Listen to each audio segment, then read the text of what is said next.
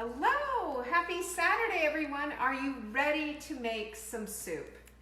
We're talking homemade roasted cream of broccoli soup.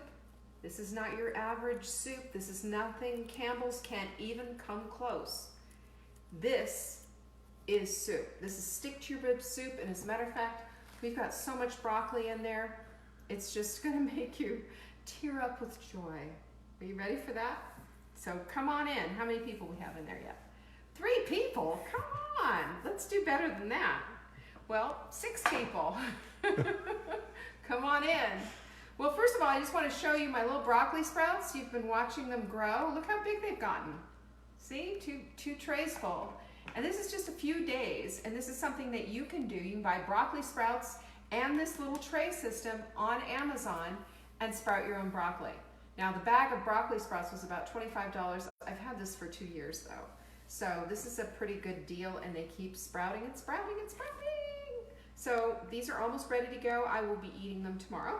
And remember, we've got 10 times the amount of sulforaphane, which is the potent component for fighting cancer in broccoli. 10 times the amount. Keep that in mind. That's one of the reasons why we do this. So I'm going to make just a small pot of broccoli soup, and I probably have way too much broccoli here, but I'll see as I go. I'm doing this without measurements. I'm going to give you approximate measurements, okay? And what I want you to do is I want you to see how I feel my way through this whole process. Because sometimes we have leftovers that help us to determine what we're going to make next. And that's what I had. I had a little leftover broccoli, had some frozen broccoli. I've got some bone broth. It's time to get this used up, and all the regular stuff that I already have in my pantry. So I thought, why not? Broccoli soup is a great thing. Now, I'm going to make this broccoli soup today. I'm going to let it cool, and then we are going to have it for lunch tomorrow. Soup is always better the next day. You know, it's just one of those things. Okay, so start with clean hands. We remember how we're supposed to wash. So I have everything smashed in here. Usually I'd have it a little bit more spread out. But what I've done here is called mise en place. Mise en place means everything in its place, and all that means is you get all of your ingredients and all of the equipment that you're going to be needing and put it all in one place. When you do that, it keeps you in one place. So I want you to start thinking about that. It's spelled M-I-S, then a next word E-N, and then place, the word place, pronounced place. So mise en place. I want you to start thinking about doing this next time you set up to cook, because it will make it just so much easier for you to do, okay? That's number 1. Number 2, pretend, because we're into the fun, right? Pretend like you're on a cooking show. And I'll tell you, I've done a few cooking shows, and this is exactly what you have to do. Set everything up. Now, normally you have everything set up in little matching bowls and all of that. I've got it set up for real life, so you can see exactly this is how it goes down when it goes in my kitchen. But it will take you about 5 minutes, seriously, to put the soup together. It's that easy. Do we have a question? Somebody asked earlier about the sprouts, how if they smell bad because she thinks hers are rotten and needs to be thrown away. Oh, well, sometimes what happens with sprouts is the water level gets too high and they can smell rotten. One of the things that I do is on the bottom of the sprouts, when you water them every day, they can get overwatered because that little sprout thatch that it makes holds the water. So you can take it as it gets a little bit older and bigger, put it on a paper towel and let the paper towel absorb on it. Also, when you pull it out, take a look and see. If you see mold in there, don't eat them. But the other thing that I do is they start to get bigger. I also just snip off the root end, and I don't eat that. I just eat the stem and the top. Because you don't need to be eating mold either. All right. So, is that it for the questions? Okay, let's get started. First things first, I want you to take a look at what I have in my hand. I have got celery, onion, and carrot. Celery, onion, and carrot is the basics for any soup. It's a basic vegetable, okay? You've got the onion for the savory. You've got the celery for the salt, and you've got the carrot for the sweet, right? The trinity, the trilogy, whatever you want to call it. But these 3 things are very important. They're called Mirepoix in French because it's in all, do you like my dancing vegetables? It's in all of the soups, and no different here. I'm going to do that in this particular soup. Although you're not going to see this in all of the soups. I'm also going to be using bone broth. I'm going to be using heavy cream, although you can use coconut milk if you choose, if you need to go non-dairy. I like coconut milk for this because it's thick and super creamy. What I would do, however, and just add this into your notes if you're going to do it with coconut milk, is add in a little extra seasoning, a little extra garlic or whatever to take the coconut milk flavor out, all right? And the other thing that I'm going to show you, and I've got right here, which isn't the most appetizing looking stuff in the world, but this was from the bottom of the pan when I made my chicken. And I add a little bit of white wine in there and what have you, and I reduce it down to a reduction, and we pour that over the chicken when we have a roast chicken. Anything that's left, though, doesn't go to waste. We put it in the refrigerator, and now it's ready. Because here's what it does. It adds dimension and flavor and ratchets up the flavor profile of your soup, okay? Without sounding too goofy. So first things I'm gonna do is get my veggies ready. The first thing I'm gonna do is also turn on my stovetop, and in the pan I have ghee. Ghee is nothing more than clarified butter, really, essentially. There's a little bit of difference. I buy it like this and get it on Amazon, and it does not burn. So it has a much higher smoke point, and it's fantastic stuff. All right, so we're gonna start, first of all, remember what I showed you about the onion? Who's been practicing their onion chopping skills? I just wanna know. Anyone? Give me a shout out. Got a question? Well, two things. One, just wanted to say thanks for doing this. Hey, And someone wants to know how you clean or even disinfect the produce when you get it home. Well, you can't disinfect produce without disinfecting yourself when you eat it. So the very best thing that you can do is wash it. They have produce wash sprays as well. You can use those. And you know, there's a big thing in the world out there. There's some people who believe that because it's organic, it doesn't need to be washed. All produce needs to be washed. You do the very best that you can with what you've got, and you rinse it as best you can. And then at that point, you know, you're there. And we got to be careful with things like that, because honestly, that can be a real problem. Now, what I do too, even with stuff that you just peel like I did, I also do this with anything that's going to put a knife through. When you put a knife through, you're taking the dirt that's on the outside and putting it on the inside. So I wash my onions, I wash my avocados, I wash my lemons, I wash anything that I'm going to put a knife through, okay? And that's a good rule of thumb. It's the best that we can do with what we have. And what I'm doing here, if you'll notice, I'm using my claw, and I'm basically scoring the onion, giving it a nice chop.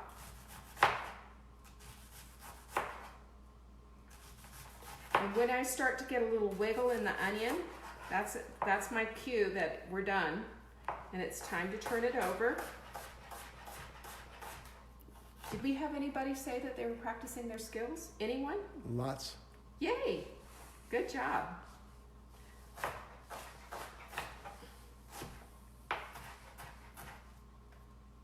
And I missed something. So you just go back and fix it. Sometimes it's faster than others. There we go. All right, this one needs a chop. There you go, that's it. Very easy. My ghee is nice and hot. And remember something else too. Part of good cooking is that you get whatever your fat hot first. That's the first thing. And also, I'll show you something else I'm doing. You should hear a sizzle when your food goes in. That lets you know that it's ready. Otherwise, it's just gonna sit there and absorb the fat. And when we're sauteing, saute in French means literally to jump. That's what you want your food to do. You want it to jump around. You don't want it to just sit there and gather. Holy cow. These onions, I'm serious. I need to have safety goggles. Okay, we're gonna let that cook for a minute. I'm so serious. Okay, and then the other thing I wanted to show you was another safety thing, and that is with your cutting board, put a wet cloth on underneath, okay?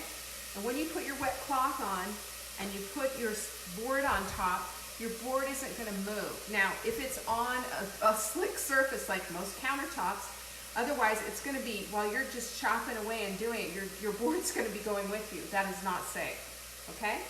Question? You put the whole onion. Some don't use middle or core of onion. Huh, never heard of that before. I use all of it. I mean, It to all me, cooks. using all the onion this is where you get the flavor. This is the savory part. Now, I saute up my vegetables and the mirepoix that I'm doing, the carrot, the celery, and the onion, I always saute them up and build my soup from the ground up. I don't have a bunch of broth, throw a bunch of stuff in and do it that way. I like it done this way because it tastes better, okay? The other thing is, I don't like big hunks of carrot in my soups because I find that it detracts from the flavor. So I use a box grater and I grate it. Now ideally in a mirepoix, you've got a 2-to-1 ratio, meaning 2 parts onion to 1 part carrot, 1 part celery. But I'm gonna just wing it.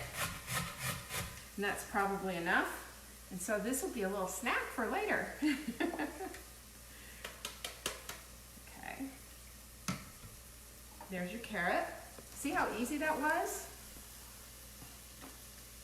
And then I'm gonna do my celery. Now the celery part, what I do, take my hand and pinch in the middle, right down the middle of the rib. Because again, you don't want big chunks. Now I've got 2 pieces. I can stack them on top of each other and give them a nice chop.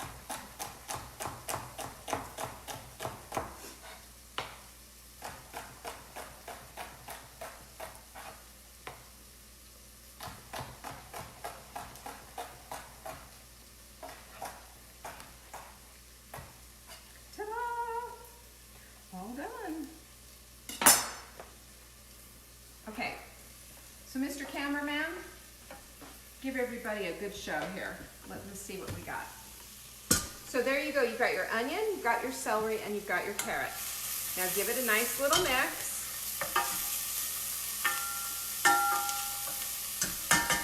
We're gonna let it do a little cooking. This is when I do my very first layer of salt, just an itty bitty amount, and a little fresh pepper. Okay, we're done with this stuff. Now, garlic, I've got 2 cloves of garlic that I'm gonna put in. Over the years, I've gotten to the point of adding my garlic after I do the mirepoix. I used to do it with onions and garlic together, but there's a very good component, a very healthy antibacterial, antimicrobial, anti-fill-in-the-blank component, the active component called allicin that's in the garlic. If you get it to the browned part, not only will it taste better, but you'll kill the allicin. So I've been a little bit more gentle with it, and I'm going to show you how I'm going to do this. Isn't this so cute? Marla gave me this. She knows I like a good one. And what happens is it looks like little garlic worms, and the skin's left on the back.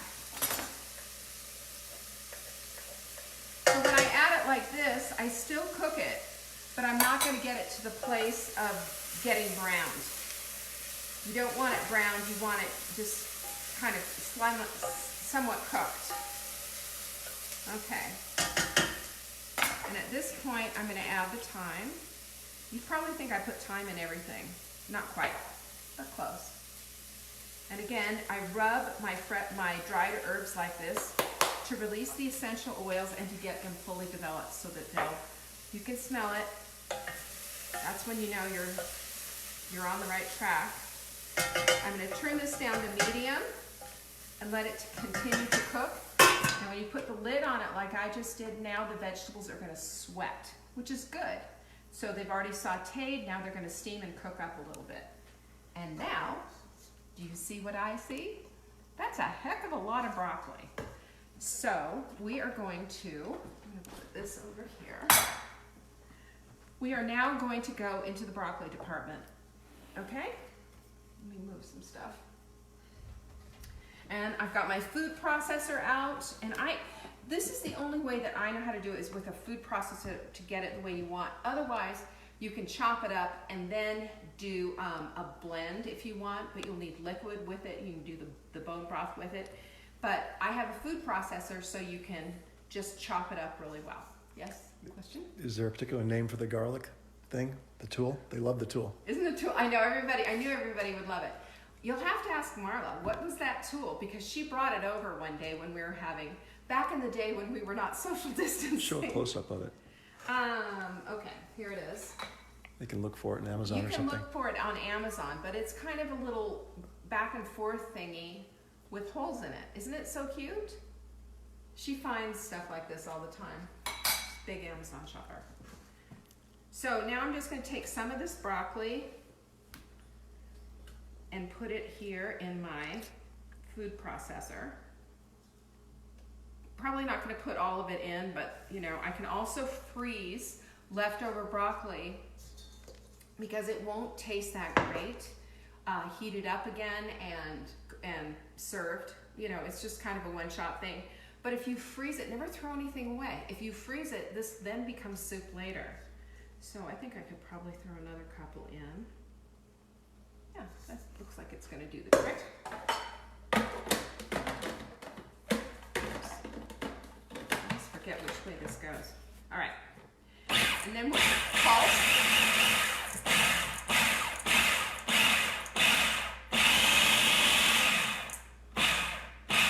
Come on.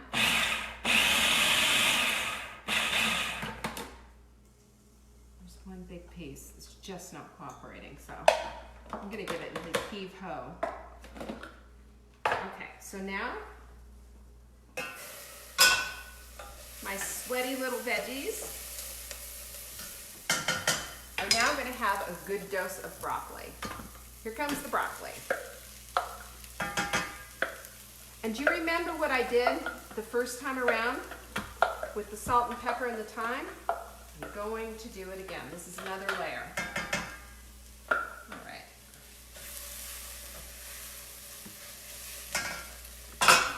Okay. And again, not much. I would say I have 1/8 of a teaspoon, maybe, in my hand. A little grind. And again, not much time, but just a little, just enough. It's a pinch. Yes. Somebody came in late just asking, is the broccoli cooked or raw? It's cooked. This is roasted broccoli. If you saw my lesson yesterday and I showed you how to make good frozen vegetables, I had a little extra, and now that's why I decided to do this. Now, most cream soups, what they do in these cream soups is they do them with all cream. I don't do them that way. I do them with bone broth, and I'm going to show you right now how. So now I'm going to add a whole bunch of bone broth.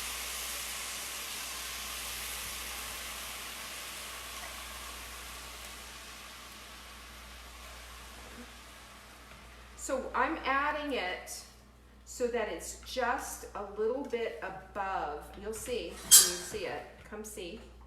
Oh, there you go. Hi. Do you see how that bone broth now has just taken this right to the very tippy top of all those vegetables? Now at that point, I'd turn it up and I would cook it, I'm going to say, for about 10-15 minutes until all the vegetables are tender. And then I would add, oh, I got to add this too. I forgot about this. And at this point, I'm going to add the rest of my leftover, really essentially what it is gravy. There's no thickener or anything in there, but it was a pan reduction that I did, and I saved it because, again, nothing goes to waste in this house. And I think this is a good motto that we should have in this time, that we start getting super creative with those leftovers. And even if you can't figure out what to do with them, put them in a bag and throw them in the freezer, and then maybe you'll come up with something genius and you can share it with me so I can show you what to do with it. Okay, so can you see all of this here? It's kind of a green, sludgy, yucky looking mess, but the flavor profile is going to be amazing. Now, I'm going to pretend that this has been cooking for 10 minutes, okay? I have heavy cream right here, and I remember what I said? You can use coconut milk.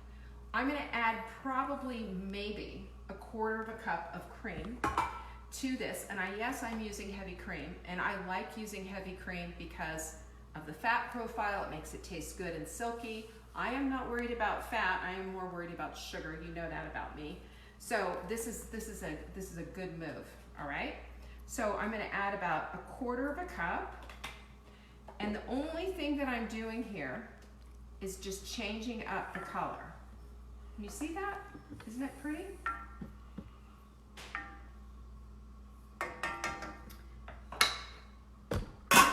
And that, my friends, is how you make cream of broccoli soup. You're going to let that simmer for probably about 20 minutes. You want it to get nice and thick. You put the lid on it until it starts to simmer, until it starts to come to a boil. Take the lid off of it, turn the heat down to a simmer. You know, boil is going like this, and a simmer is going like this, right? Simmer is nice and gentle. And then, if you want to, you can process it again in your blender and make it nice and creamy and smooth. Or if you're like me, I kind of enjoy the chunks. I think it makes it a little bit more toothsome and tasty. At this point, you could add some leftover chicken if you want in it, and that's a whole meal. But tons of broccoli, tons of vegetables, all the good stuff. We've just made ourselves a really healthy, delicious homemade soup in about 10 minutes. Who has questions? No questions? Lots of thanks. Oh, good. I hope you enjoyed that. And if you have any questions and you want to know a little bit more, then let me know. And don't forget, if you go to savingdinner.com, you can get a free menu for the week in any style that you eat just by getting our Daily Dish newsletter. Plus, if you go to savingdinner.com and click on that ebooks link, we have got plans for days. A lot of you took me up on it last time, and bought the Saving Dinner, the Frugal ebooks. We have an ebook for every single season. And they're not just recipes, they're menu plans with the shopping list. So listen, we can help you get dinner on the table. We can show you what to do with what you have. But I just don't want you to give up on yourself and think it's too hard to cook. It's not. It's really, really easy. And I hope this helped to demystify homemade soup for you. Peace. I'll see you. Bye.